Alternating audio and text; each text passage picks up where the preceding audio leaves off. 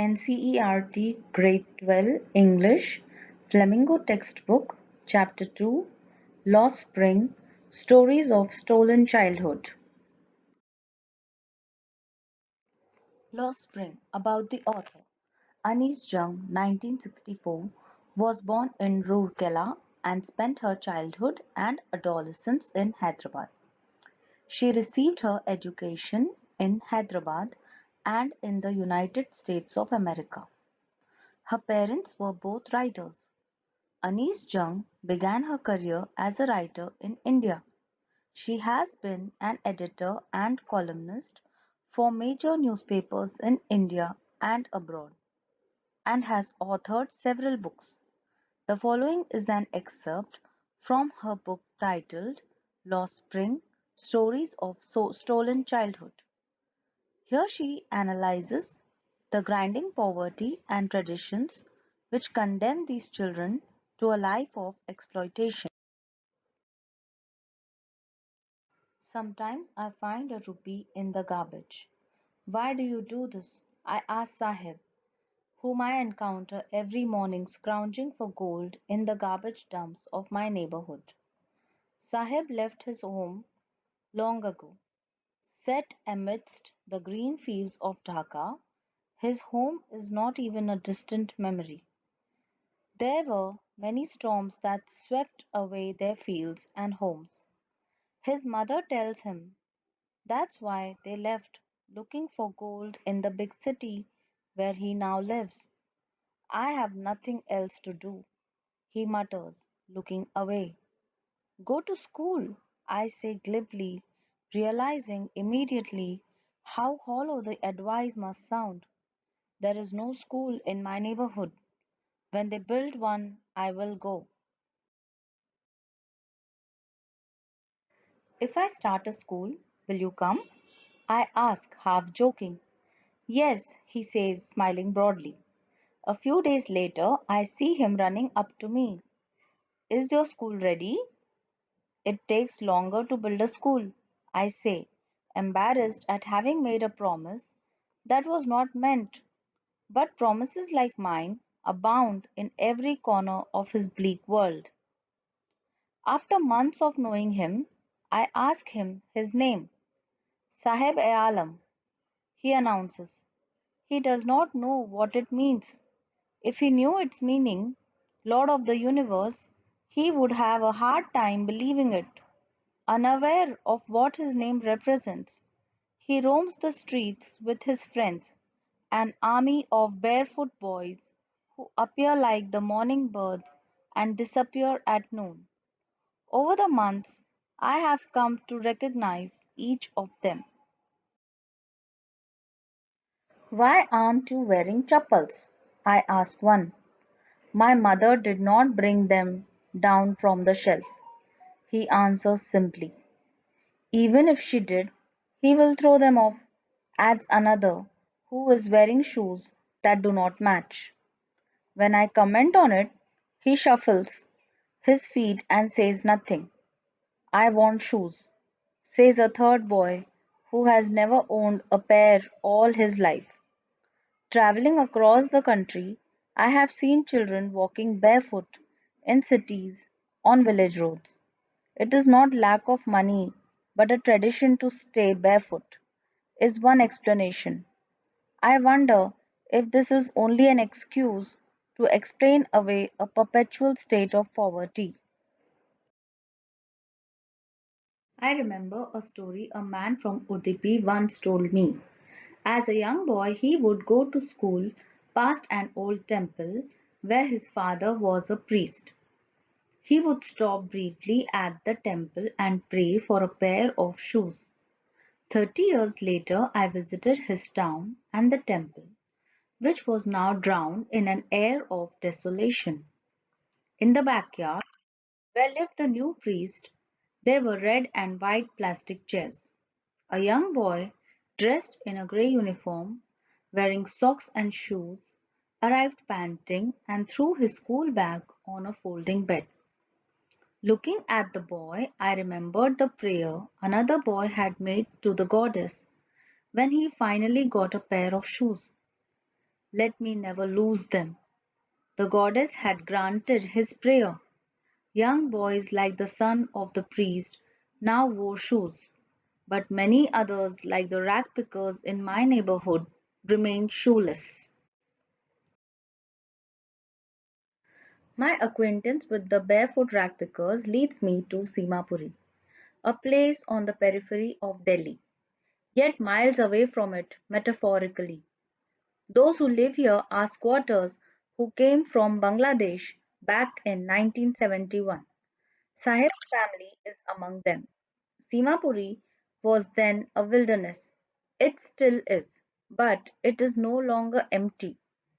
In structures of mud with roofs of tin and tarpaulin, devoid of sewage, drainage, or running water, live 10,000 ragpickers. They have lived here for more than 30 years without an identity, without permits, but with ration cards that get their names on voters' lists and enables them to buy grain. Food is more important for survival than an identity. If at the end of the day we can feed our families and go to bed without an aching stomach, we would rather live here than in the fields that gave us no grain. Say a group of women in tattered saris when I ask them why they left their beautiful land of green fields and rivers. Wherever they find food, they pitch their tents that become transit homes. Children grow up in them, becoming partners in survival. And survival in Simapuri means rack picking. Through the years, it has acquired the proportions of a fine art. Garbage to them is gold. It is their daily bread, a roof over their heads, even if it is a leaking roof. But for a child, it is even more.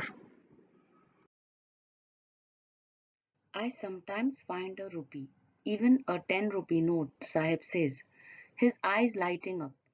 When you can find a silver coin in a heap of garbage, you don't stop scrounging, for there is hope of finding more. It seems that for children, garbage has a meaning different from what it means to their parents. For the children, it is wrapped in wonder.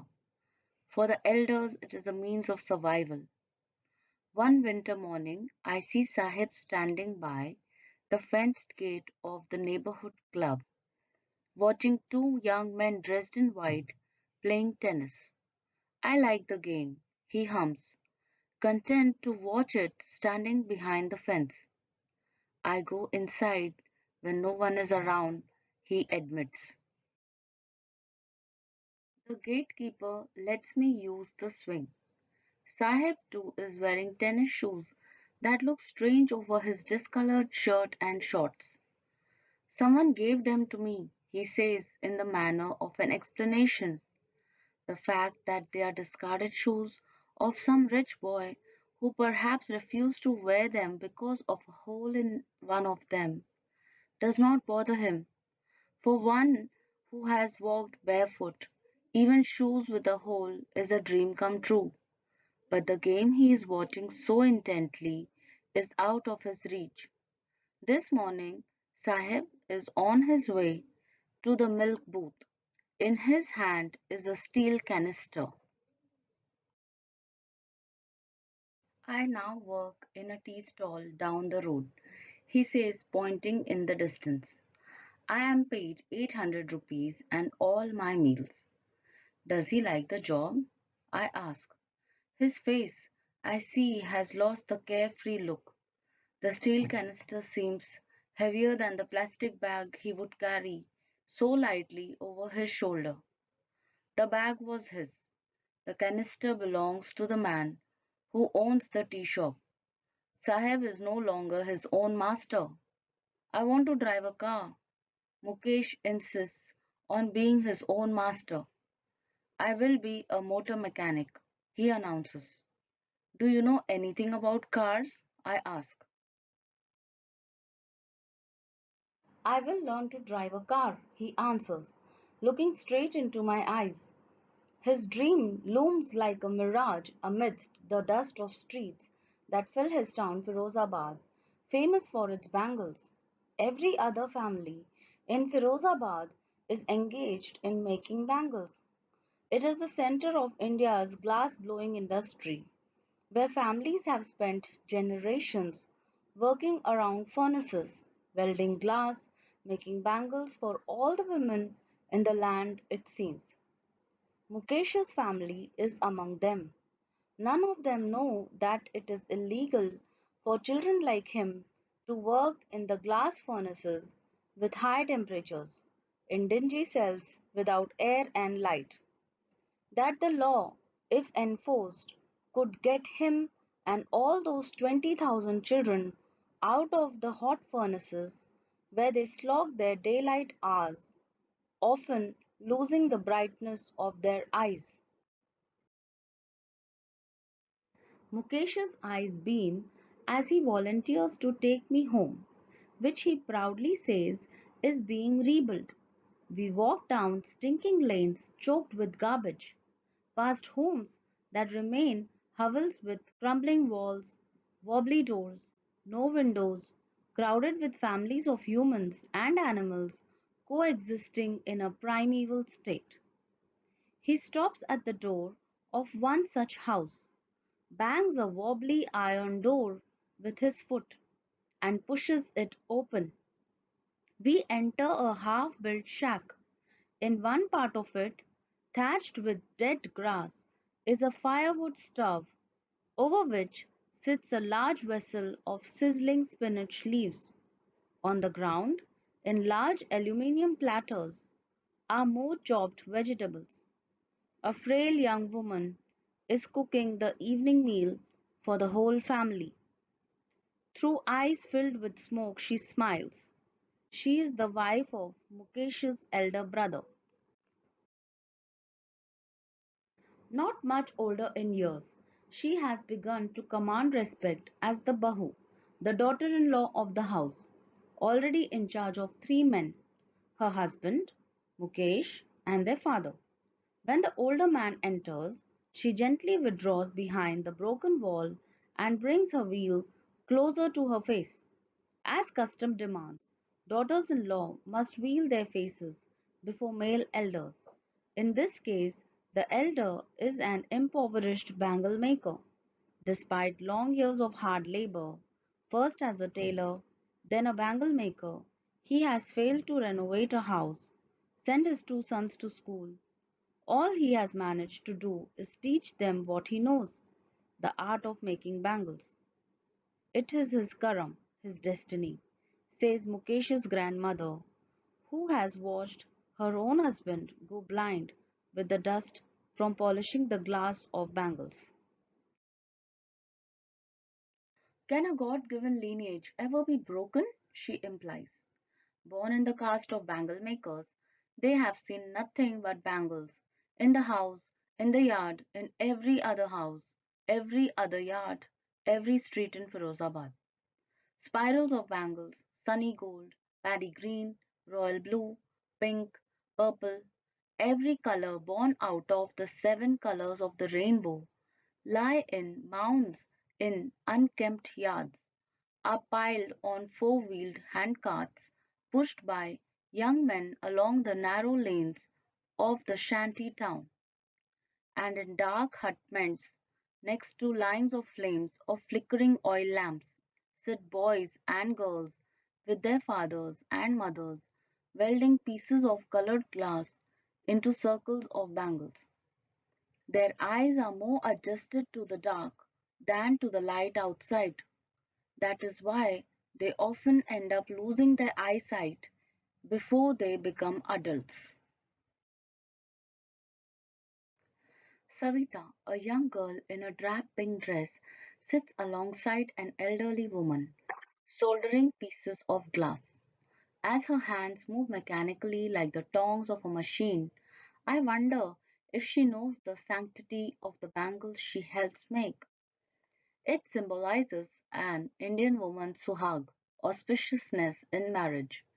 It will dawn on her suddenly one day When her head is draped with a red veil, her hands dyed red with henna, and red bangles rolled onto her wrists, she will then become a bride, like the old woman beside her, who became one many years ago.